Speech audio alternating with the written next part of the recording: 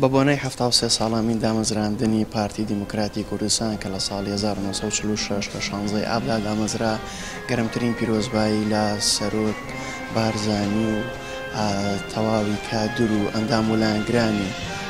ئەم پارتە دەکەم. پارتی دیموکراتی کوردستان هەر لە سەرەتای دامەزراندیەوە لە قۆناغەکانی شۆڕشەوە دوایەوە لە قۆناغی خەباتی و سیاسی و مەدەنیدا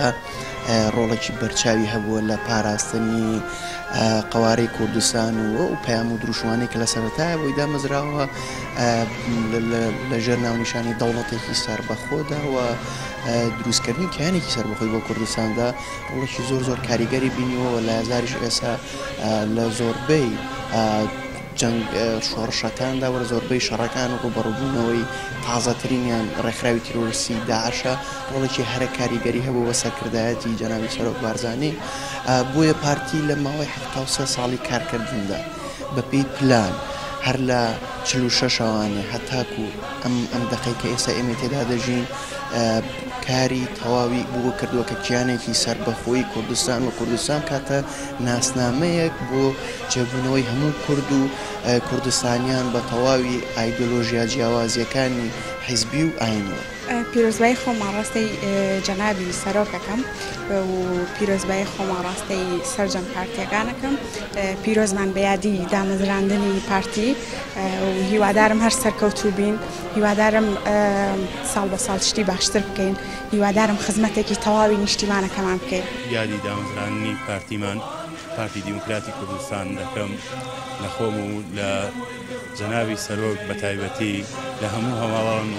دۆستانێکی پارتیمان لە هەر شوێیەک بن ئەوەی جێگەی شانازیە ئاماژەی پێ بکەم پارتێک بۆ ماوەی 73 ساڵ خەبات خزمەتکردن لە پێناوی میلەت و نەتەوەکەیدا خاوەنی زۆرێک لە شانازین. من هەموو کاتێک جێگەی شانازیم و دەستخۆشی لێەوەکە. منوکو خانمێکی شاری سلێمانی پیرۆزبایی 73 ساڵادی دامەزراندنی پارتی دیموکراتی کوردستانە تەواوی جەماوەری کوردستان ئەکەم بە تایبەتی و سلێمانی و بەگشتی هەموو کوردستان و لە بەڕێز کاک مەسعود بارزانی و لە جەنابی سەرۆکمان پیرۆزبایی لە هەموو کەس و کاری شەهیدان ئەکەم و ئیشەڵڵا هەموو ساڵێکم یادە بە جوانترین شێوە ئەکەینە. شانزەی بۆ گەرمترین جوانترین پیرۆزبایی خۆماڕاستە جەنابی سەرۆک و سەرجەمەندام و هەفاڵان و کادرانەکەم و هیوای تەمەندرێژی بۆ جەنابی سەرۆک خواست و پیرۆزبایی لە سەرۆکی هێژا کاک مەسعود بارزانی دەکەم مەکتەبی سیاسی سەرکردایەتی و لایەنگرانی پارتیمان و هەروەها پیرۆزبایی لە خانەوادەی شەهید و پێشمەرگە قارەمانەکان دەکەم و هیوادارم دامەزرانی پارتی ببێ چۆن بووەتە ئەوەی کە گەلەکەمان گەیشتوتە ئەم ئاستەی ئەمڕۆ هیوادارین گەلی کورد بگاتە ئەوەی کە سەربەخۆ بێ وەکو گەلانی تر بە ئاڵای خۆیەوە لەناو لە هەموو نەتەوەکان.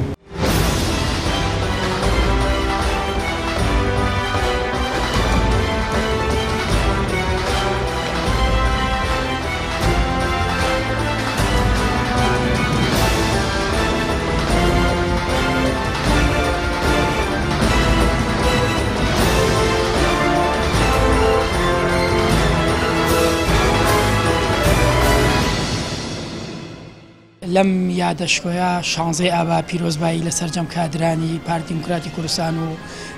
سەرۆک بارزانیەکەم و 16 ئاب پارتی مێژوویەکی دوورودرێژی هەیە لە ڕیفراندۆم لە تێکشکاندنی داعش لە پێشەوەش مێژوو چەندین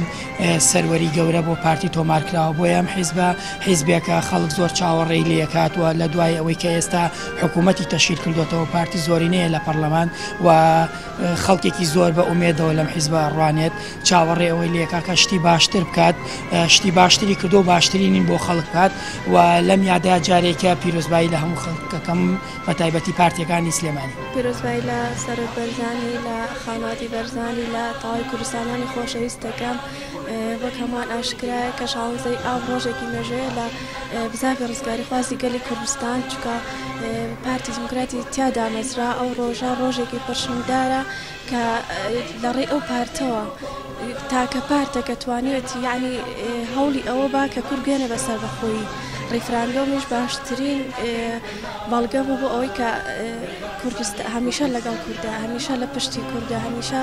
ئێمەش وەکو لایەک شانازیەکەین کە درێژە پێدەی ئەو ڕێبازی کوردستان پیرۆزبای لە جەنابی سەرۆکی خۆشەویستمان کاک مەسعود بەرزانی و هەموو هەواڵانی پارتیەکەم هەروەها بەبوون ئەم یادە پیرۆزەوانێ داواکار لەخوای گەورە جەنابی سەرۆک تەمەن درێژ بێت و هەروەها پارتیمان بخەم ماوەی 73 ساڵ خەباتی درێژایی گەلەکە بەدەستهێناوە. یەک لە ئەو دەستکەوتانەی کە بۆ گەلی کوردستانەوە ڕیفراندۆمێک بوو کە سەرسەری جیهان دەنگی یاوە لە ساڵی 94 کوردستان دەنگی بە ڕیفراندۆمە. یەک لەو دەستکەوتانی پارتیمان توانێت شەڕی داعشکێن کات و توانێت تیرۆریستانی داعش لە هەر کوردستان پاک کاتەوانێ. هەروەها بە سەرۆکاتی جەنابی سەرۆک توانیمان هێزی پێشمەرگەی کوردستان ڕەوانەی سنوورەکانی سووریا بکەین بۆ جێشکانی داعش دەیەوێ. ئەم هەڵوێستانە و جەنابی سەرۆک و پارتیمان مایەی شانازی بۆ هەموو کورد و کوردستان هیوادارم تەمەن درێژ بێ جەنابی سەرۆک و هەموو پارتیەکان لە هەر شوێنێکی کوردستان بێسپاس بێ. لەم یادە پیرۆزە بەبوونی دامەزراندنی پارتی دیموکراتی کوردستانەوە پیرۆزبای خۆمەڕاستەی سەرۆک بارزانی و سەرجەم هەواڵان مەکەم سەری ڕێزی نەوازش بۆ بارزانی باوکو و کاگی دریسی هەمیشە لە یاد و شەیدانی ڕێگای ڕزگاری دەئەنەوێنم. پیرۆزبای خۆم ئاڕاستەی سەرجەم هەواڵان و پارتی خوازانی گەلەکەمانەکەم. بەبوونەی یادی 16 ئاب یادی 73 ساڵی پارتی دیموکراتی کوردستان پیرۆزبایی خۆم لە جەنابی سەرۆک بارزانی و هەموو کەوادری پارتی و هەموو هەواڵ و دۆست و لایەنگرانی پارتیەکەم 73 ساڵ بەر لە ئێستا لە 16 ئابی 1946 پارتی دیموکراتی کوردستان لەدایک بوو کە حیزبی ئاڵا هەڵگرینەتەوەی گەلی کوردستان بوو بۆم بۆنەوە جوانترین پیرۆزبایی ئاڕاستەی جەنابی سەرۆک و سەرچەمەندامان و لایەنگرانی پارتی دیموکراتی کوردستان دەکەم و هەروەها پیرۆزبایی لەسەر جەم کوردانی نەتەوەی لە چوار پارچەی کوردستان دەکەم لەبەرەوەی پارتی دیموکراتی کوردستان تەنها خاوەنی باشووری کوردستان نییە هەموو کوردێک لە هەر چوار پارچەی کوردستانەوەی کە هەستی نەتەوەی هەبێت چاوەڕێی ئەنجامی باش و ئەنجامی باش دەکات لە پارتی دیموکراتی کوردستان لەبەرەوەی دەسەڵاتی بە تەواوەتی بگەینێتە هەموو شوێنەکانی تر بۆیە پیرۆزبایی لەسەر جەمگەلی کوردەکەم لە هەر چوار پارچەی کوردستان.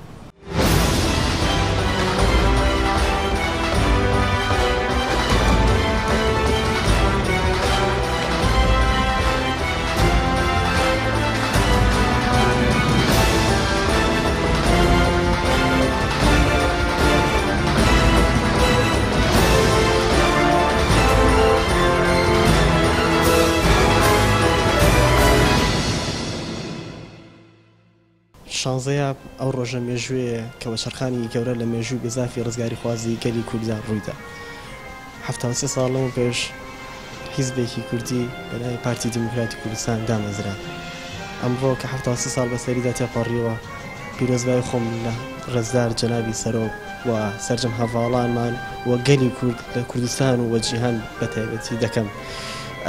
پارتی دیموکراتی کوردستان ئەو حیزبە شۆڕژگەڕ و نیشتمان پەروەرەیە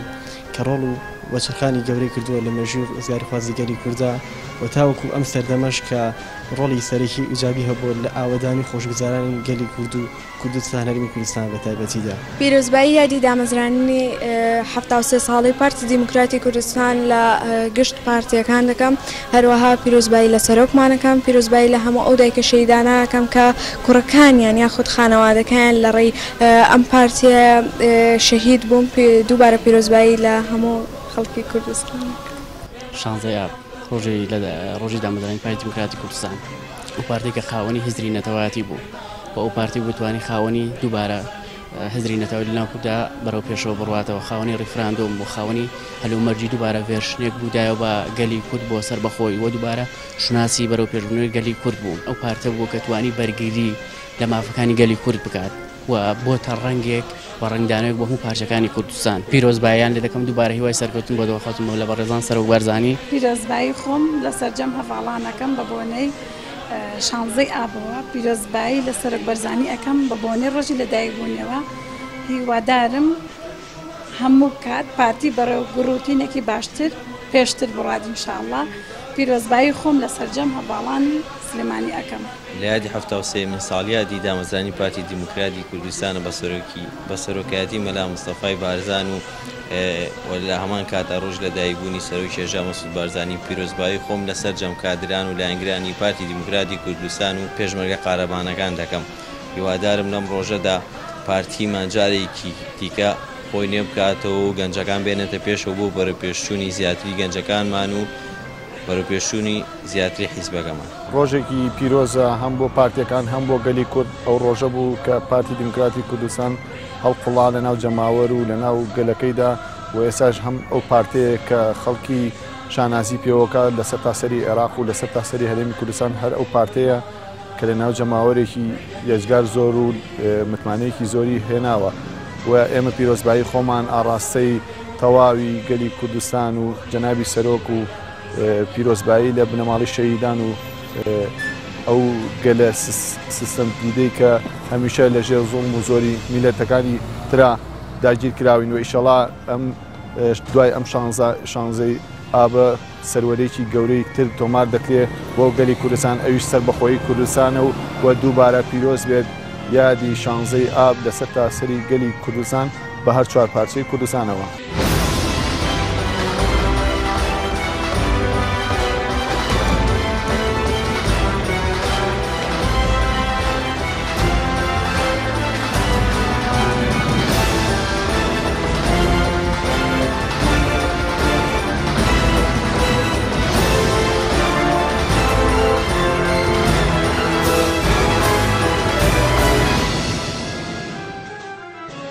جیاد و دامەزانی و پارتیمانە سڵامکیانمێ پێ سەرجەم شەهیدان و کورد و کوردستانی سەروەر شابارزانی نەمر و کاکە ئیدریسی هەمیشە لە یادی و شەهیدامان هیچ وەخت ئێمە جیاد مەکەرمی ئێمە گەر بێ و باس و پارتی کەرمی و خەبات و پارتی کەرمی بەڕاستی خەبات و پارتی بە دەیەقێ و دۆ دەیەقە و سەعات و بگرە بە کتێب و بە راپۆرت مەتەمامی و چونکە دەستکۆتی کە ئاروجە کوردستانە هەنێ ئەکسەرشە خەبات و پارتیمانە و شەهیدا پارتیمانە و سەروەرشە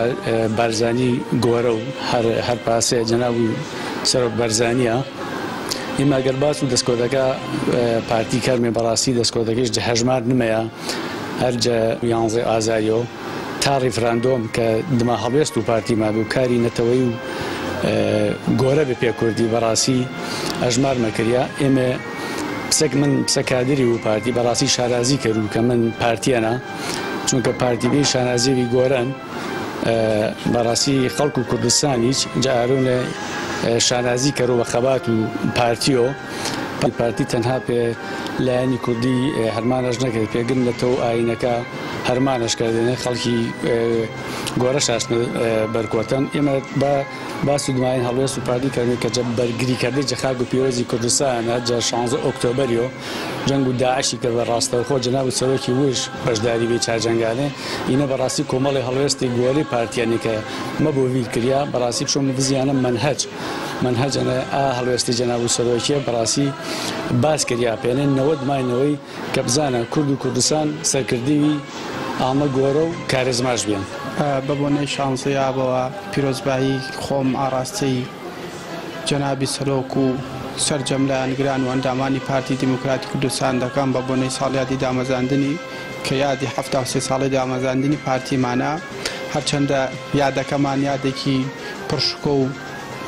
گرینگە و تەمەنی پارتیمان تەمەنی 73 ساڵەیە کە چەندین هەوراز و شەوی بڕیوە بەڵام توانیوێتی لە سەرجەم ئۆرگانەکانە کۆمەڵی گەنجی باش لە سەرجەم ئۆرگانەکان و هەم لە حکوومەتە لە حیزبێتە پێشەوە و پارتیمان پارتێکی نیشتیمانیە پارتێکە کە دیفاعێکی گرنگی لە هەڵوێستەکانی سەرۆک دیفاعێکی گرنگە لە خاک و نیشتیمان و پارتەکەمان توانیوێتی ئەنجامی ڕیفراندۆم لە هەرێمی کوردستاندا بە ئەنجامێکی باش کە لە سەدا 92 خەڵکی کوردستان دەنگیان بە ڕیفراندۆم داوە جایەمە زۆر خۆشحاڵین و شانازی بە پارتەکەمان دەکەین و هیوای سەرکەوتنی بۆ دەخواست. سڵاو و ڕێز و خۆشەویستی دەنێرم بۆ سەرجەم شەهیدانی ئەم نیشتیمانە شەهیدانی ڕێگای ڕزگاری گەل و خاک و وڵات و سڵاو و خۆشەویستی دەنێرم بۆ جەنابی ڕابەر و سەرۆک کاک مەسعود بارزانی و سەرجەم مەکتەبی سیاسی و سەرکردایەتی پارتی دیموکراتی کوردستان دووبارە سڵاو و خۆشەویستی بۆ پارێزەرانی خاک و وڵات پێشمەرگە قارەمانەکانی نیشتیمان، پارێزەرانی شەرەف و خاک و ئاڵای نیشتیمان و شکۆی نیشتیمان، درود و سڵاو بۆ سەرجەم شەهیدانی ئەم نیشتیمانە کە لە پێناو ئازادی و سربەخۆی نیشتیمان پیرۆستترین شتی خۆیان کە خوێن و حیاتی خۆیان بوو بەخشیان بە ئازادی نیشتیمان.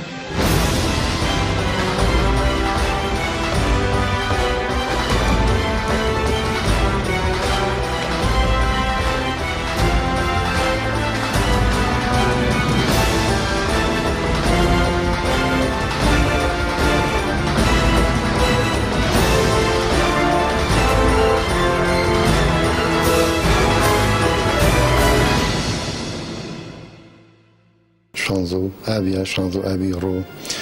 مەرجارەی پارتی دیموکراتی کوردستانی جێ کوردستان و عێراقینە ئاوەختەکە ئی یاداوە ئی مەرجارە تاواش بۆ بەهۆئانی گۆڕانکاریەوە جەوهەری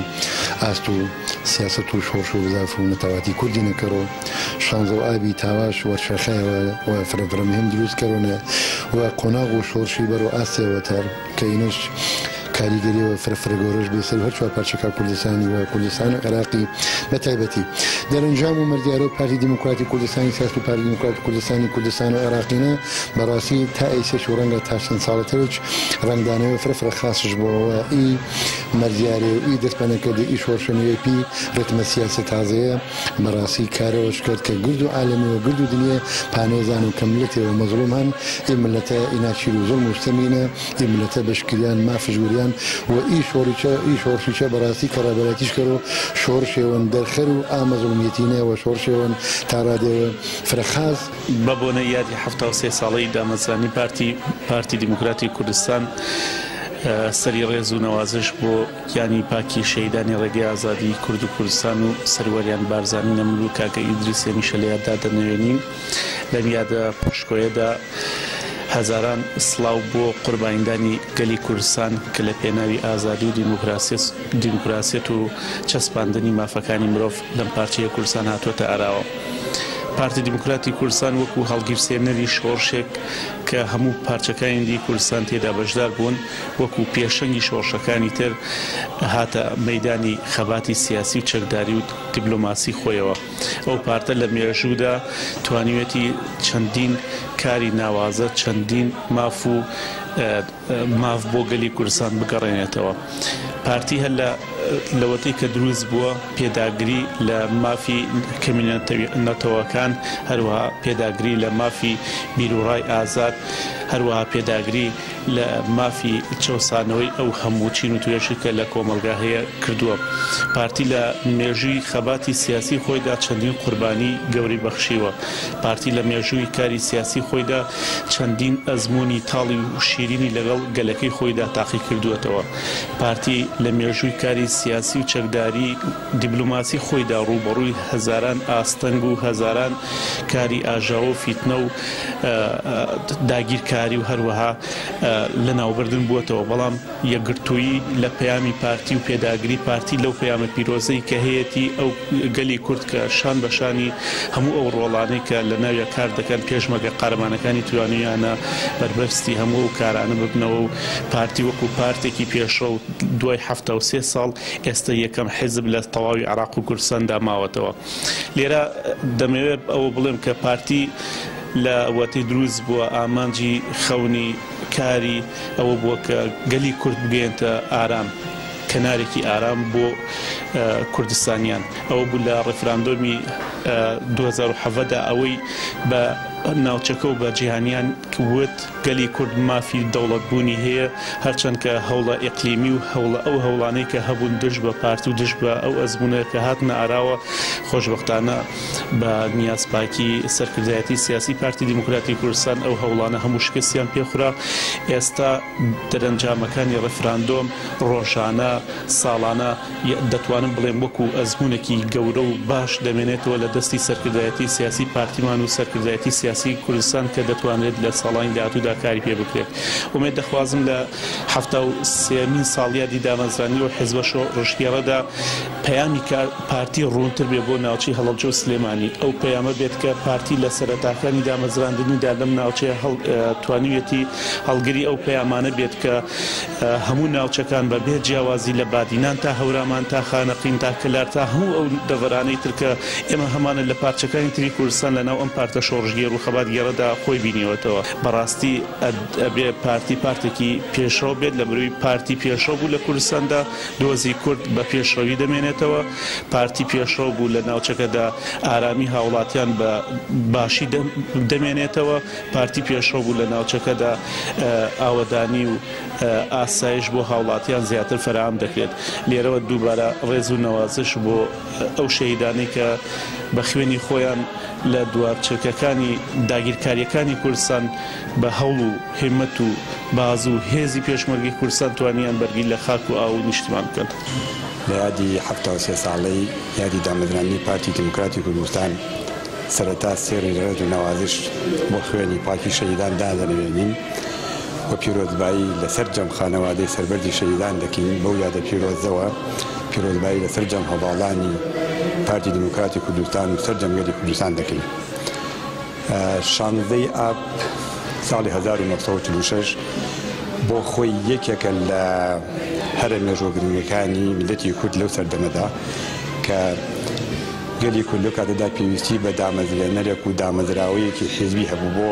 کۆکردنەوە و ڕێخستنی سەرجەم داخوازیەکانی گەلی کورد.